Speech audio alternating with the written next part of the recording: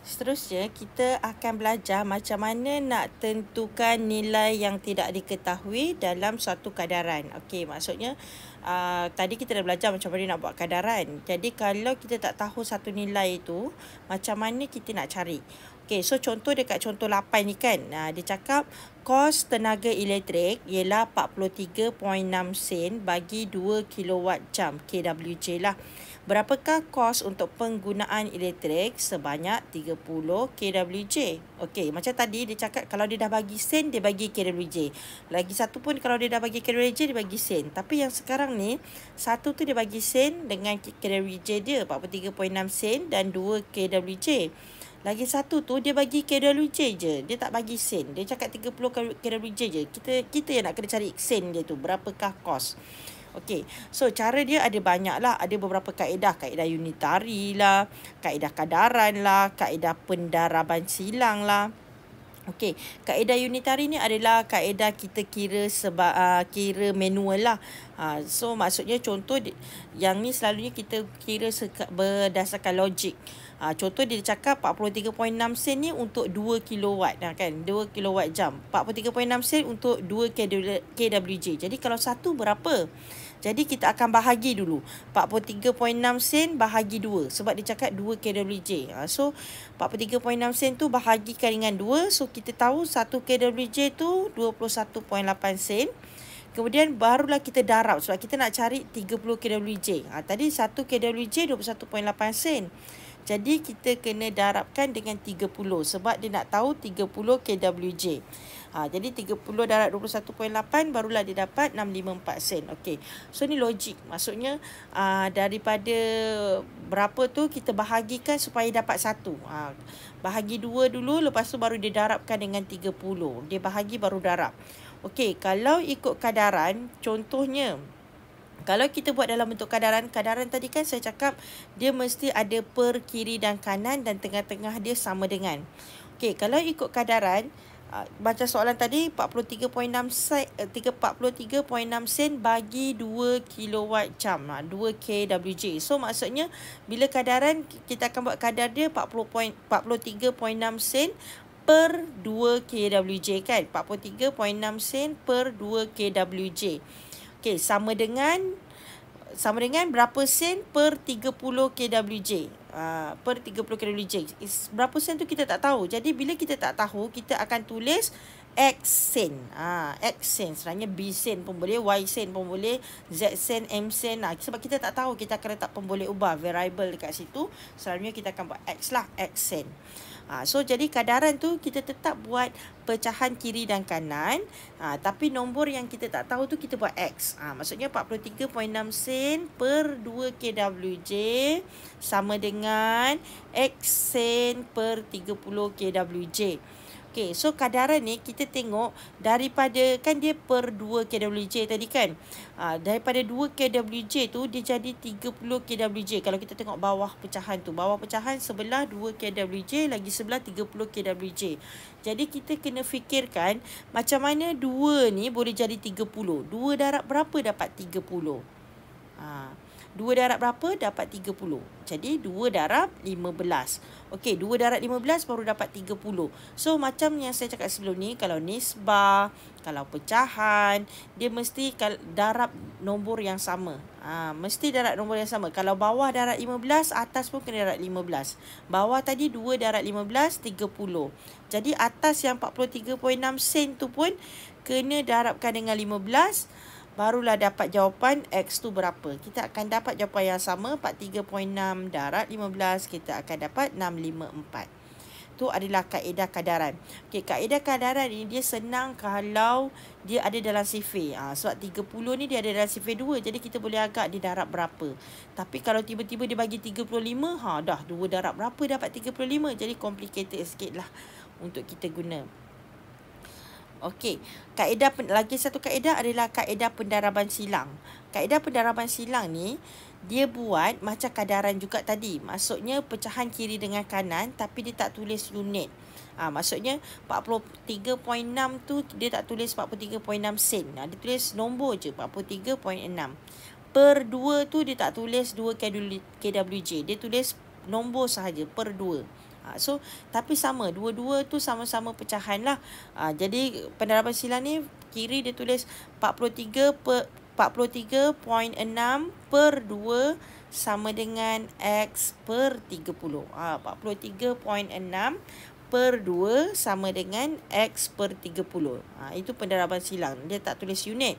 Okey, untuk pecahan nombor 43.6 per 2 tu kita akan guna slash macam biasa sahaja, macam pecahan nombor. Tapi kalau X per 360 tu kita kena buat buka tutup pecahan yang ada apa tu, sebab dia ada huruf kat situ. Okey, apa maksud dia pendaraban silang? Maksud dia pendaraban silang adalah bawah darab atas, atas darab bawah. Gitu. Maksudnya 43.6 per 2. Jadi 43.6 tu di atas, pecahan di atas, 2 tu pecahan di bawah. 43.6 tu di atas, 2 tu di bawah. 43.6 per 2 sama dengan X per 30. X di atas, 30 di bawah. Okey, jadi maksudnya yang 2 dekat bawah, X dekat atas. Jadi kita darabkan. 2 tu darabkan dengan X yang dekat atas. Kemudian 30 yang kat bawah tu darabkan dengan 43.6 yang dekat atas. Tapi kita bukan darab 30 tu, bukan darab atas dia. Atas 30 adalah X. Jadi kita tak darabkan dengan X. Kita darabkan atas yang sebelah. Atas yang 43.6 tu, yang atas 2. 30 kita darabkan dengan nombor yang di atas 2. Sebab tu dia darab silang. 2 pula kita darabkan dengan atas 30 tu. So sebab tu dia namakan darab silang. Jadi 2 darabkan dengan X, kemudian 30 tu kita akan darabkan dengan 43.6. So cara kita akan tulis 2 darab X sama dengan 43.6 darab 30 atau 30 darab 43.6. Okey, bila darab? Bila kita buat 2 darab X sama dengan 43.6 darab 30. Okey, bila kita darabkan, kalau kita buat pindahan ke nak matikan ke, kalau kita dekat kiri tu ada tambah, kalau ada tambah, bila kita pindahkan dia akan jadi tolak. Kalau ada tolak, bila pindahkan akan jadi tambah. Kalau ada darab, pindahkan dia akan jadi bahagi. Kalau ada bahagi, pindahkan jadi darab. Bila kita pindahkan ni, persamaan linear ni, maksudnya dia akan jadi simbol yang bertentangan lah. Okey, so tadi 2 darab X. Dekat kiri sebelum sama dengan, tadi dia ada 2 darab X sama dengan 43.6 darab 30. Okey, bila kita darab, kita nak X sahaja. Yang kita nak X sahaja. Yang tak berkaitan dengan X kita akan campak. 2 tu kita akan campak ke sebelah. 2 tu campak ke sebelah maksudnya asalnya dia darab. Bila campak dia jadi bahagi.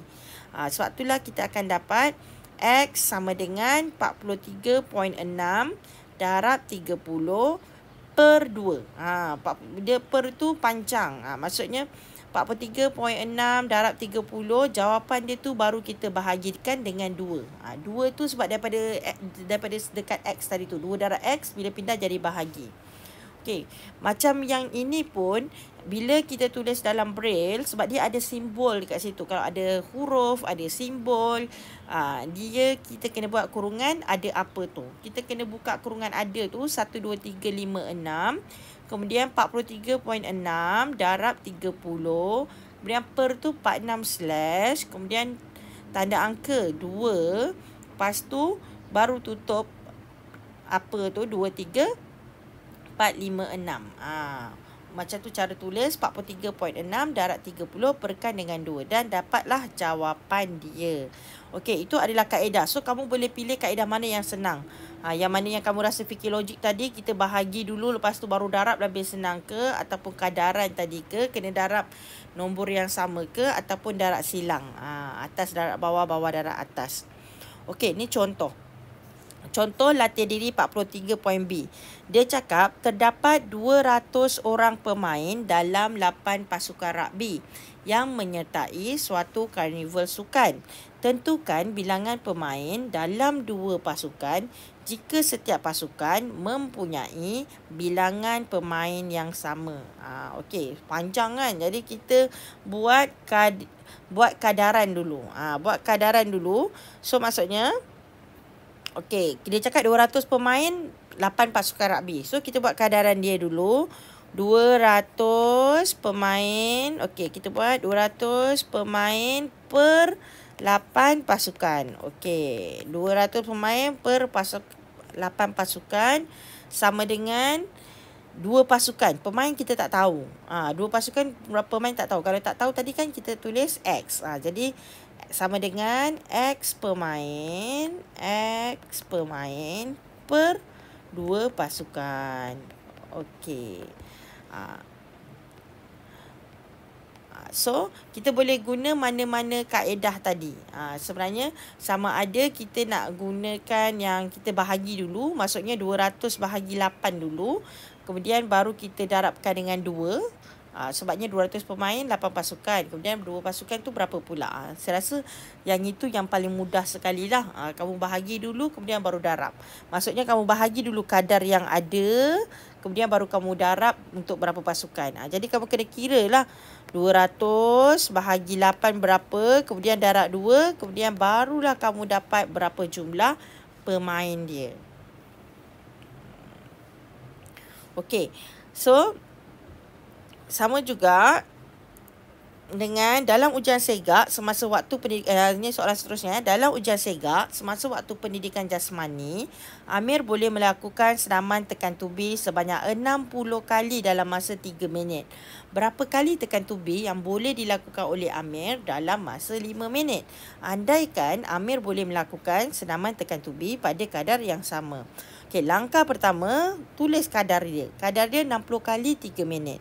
Jadi kadar 60 kali per 3 minit. Okey. Kemudian sama dengan kali tu kita tak tahu berapa kali, 5 minit. Jadi bila kita tak tahu kita tulis X. X kali per 5 minit. Okey. So kemudian buat cara yang macam tadi, kita kadar yang kita tahu tu kita bahagikan dulu. Tadi kan 60 kali 3 minit. Jadi kita bahagikan dulu 60 bahagi 3 dulu. 60 bahagi 3, kemudian baru kita darabkan dengan yang kita tahu tadi 5 minit. 60 bahagi 3 darab 5. Okey, itu cara dia. So nanti itu saja. Nanti saya akan bagilah tugasan dia. Thank you.